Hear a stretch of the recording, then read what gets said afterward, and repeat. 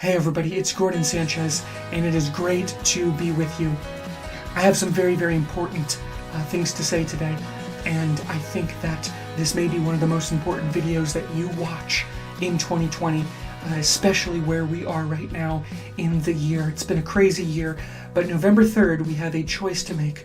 If you live in the United States, if you live in another country, maybe you make a choice, or maybe you don't have a choice, which obviously is another whole other problem, because we know, I'm not going to get into it right now, but we have a choice as Americans between justice and injustice, between Imago Dei, honoring the image of the Imago Dei, and throwing it out the window onto the sidewalk. So what I want to do is explain to you why you should feel comfortable, you should feel righteous, and you should feel, most of all, you should feel just to pull the lever or the lever for Senator and Vice President Joe Biden on November 3rd and really support the Democratic National Convention's platform. So what I'm going to do is go point by point and explain to you the biblical connections, the biblical underpinnings. You know, I didn't realize any of this until they actually released their platform, and I read it and I went, wow, so many gospel parallels. I don't know if Gospel Coalition will actually publish this, because it may be a bridge too far. They usually prefer, you know what, they probably will. But before I get into this, I want to make it very clear. I am Orthodox. I am a conservative evangelical. I'm theologically conservative, and my political outworkings, because we know the gospel is the gospel, but then there's outworkings of the gospel. I affirm the gospel, and I affirm the Bible, and I want you to understand that you can be in this position and also fully support basically every aspect of the Democratic National Convention's platform. Let's jump right in. Let's start. I have some notes here, have some scriptures. This is really going to be great. So first of all, let's talk about healthcare. And healthcare is one of these things that these days is probably the most important of all of the issues, considering the pandemic that's really risen to something that's a pandemic-sized event. The platform says, first, make COVID-19 testing, treatment, and eventual vaccines widely available and free to everyone. That's one. Two, create a public option for health insurance available to all Americans that would cover all primary care with no co-payments. Empower Medicare to negotiate prescription drug prices. So COVID, testing, vaccine, all those things, public health care, a public option, and then empowering Medicare. Where can we find a scriptural parallel to justify this? Well, I was reading in Deuteronomy, which is one of those books that most people don't get through, but Gordon does.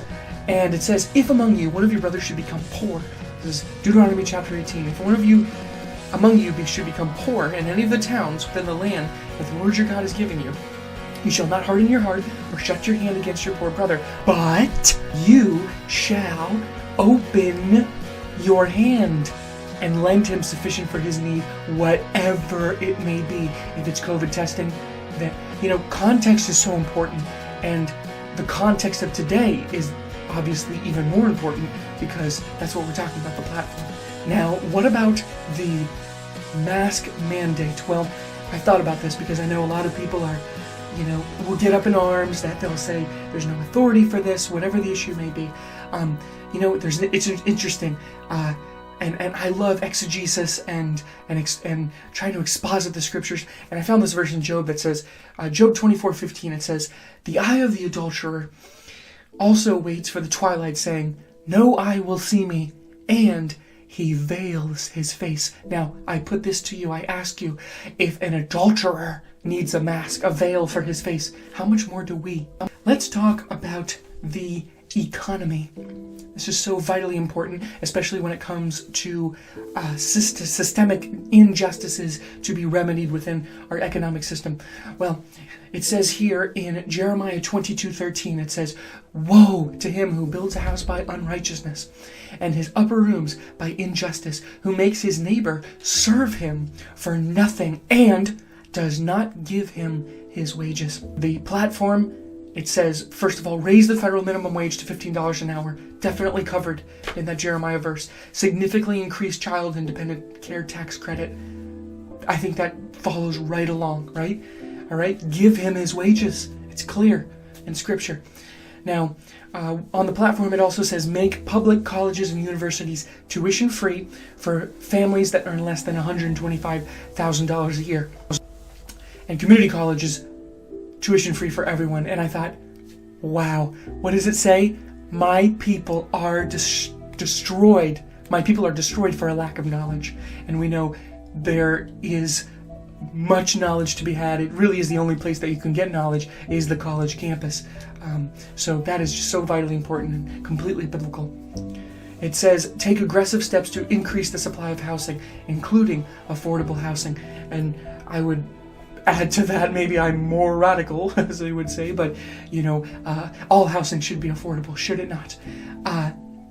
This made me think of the house on the rock and the house on the sand, right? The man who built the house on the rock and the man who built the house on the sand. Does it matter really where you build your house if you can't afford it? They could have rewritten it and said they both just lived in Section 8 housing, and how much better would that have been for both of them if they were poor? Next, we're going to talk about criminal justice, an issue that is so pressing and important, and every day on the news we're confronted with more injustices. I thought about the particular points on this platform. I'm going to tell you the platform first. In the platform it says we need to overhaul the criminal justice. You know what? I'm just going to jump in. Here's the scripture. It is so clear. There's no any political stances that are more clear than this particular one. Overhaul the criminal justice system from top to bottom. Let justice fall down like waters. Decriminalize marijuana use, but leave the choice up to the states whether to fully legalize for recreational purposes. Let justice fall down like waters. It says pass a domestic terrorism law to combat violence for bigots, anti-Semites, Islamophobes, and white supremacists. Need I say it again? Let justice fall down like waters. Next, we're going to talk about climate change. Well, there's really two main points here. One is we need to work to eliminate carbon pollution from power plants by 2035. And then this one is very, very clear. It says invest in infrastructure and clean energy. It's not super specific, but you know what? Getting off fossil fuels. A lot of the time I hear politicians say we need to decrease our dependency on foreign fuels. No, we need to decrease our dependency on fossil fuels, period. It is there in Genesis 3, the dominion mandate. Be fruitful, fill the earth, subdue it. It is all covered under that basic principle. So we can support the Green New Deal. Let's talk about voting rights. Now, we know that democracy is one of the best things that's ever been, and really is the biblical form of government, from what I understand. At least that's what I learned in seminary. On the Democrat platform, we have make Washington, D.C. the 51st state. Washington, D.C. is a city, and the city is at the heartbeat of where God is working. And so to make it a state is really is giving a voice to the people of God, I think. I'm not really sure. This one's confusing me a little bit. Also in the platform is to create a opportunity for Puerto Rico to decide whether they want to be a state or not. And you know what? If they are a state, we should make them two states, because they've not been a state for so long. That's my personal feeling, but again, we're just dealing with the platform. Well, let's talk about the issue that's most nearest and dearest to my heart. As a Sanchez, there are so many Sanchezes who have dealt with this particular issue. It's the issue of immigration. I haven't read a platform this clearly, biblically just, I don't think, in my entire lifetime. It says in Exodus 22, in verse 21, you shall not wrong a sojourner or oppress him. I think it's all really wrapped up in that verse. It's one of those simple truths that you can't get away from. The platform says we need to create a path to citizenship for unauthorized immigrants. It's covered under that. Don't oppress the sojourner. We should prioritize alternatives to detention for migrants. How about this? The Gordon corollary. Instead of detention, how about attention? This is so vitally important for our sojourners to be integrated into our society. Imago Dei. They are, let's talk about foreign policy. On the platform is a very clear statement that our nation needs to revert back to the Iran deal, the nuclear Iran deal that President Obama had signed with Iran several years ago. Then it was overturned by the Trump administration. Well, let me tell you why, biblically speaking, it is so important to go back to the former Iran deal? Well, I was reading in Isaiah chapter 45, and it says in Isaiah 45, Cyrus is my instrument. The Lord is saying that Cyrus is his instrument. And I thought, well, where is Cyrus? Cyrus is in Persia. Where is Persia? It's in Iran. So there we are. We need to go back to the old nuclear deal. Now, let's talk about something that's somewhat divisive, and that is the issue of Israel. Now, the scriptures are also clear that those who bless Israel will be blessed and those who curse Israel will be cursed. And we know that the Trump administration, from what I've heard, is the most anti-Semitic administration in American history, probably in world history. It is very, very crucial to identify that and to stand with the Jewish people and Israel. That being said, the modern state of Israel is an apartheid state that is full of privilege. It's essentially a European satellite state that really should probably be either completely dismantled or at least there should be a two-state solution. That is integral to the Democratic Party platform. As Christians, we can get behind that 115%. Last but most, this is the question I get most of all from people. In fact, I'll show you on my phone right now. If I go to my Twitter feed, I see, Gordon, why are you such an... Oh, that's not the right one. Hang on. Gordon, how can you justify supporting a candidate that advocates for abortion rights up to pregnancy? You know, it is a good question, and I want to give that question asker that benefit. How can you vote for somebody who is pro-abortion, even, as some would say, radically so? Well, I think this is the main thing. I have heard from some prominent pastors I trust very, very much that some economic policies on the Democrat side are actually decrease the number of abortions that occur, even though the candidates might be pro-abortion, so to say.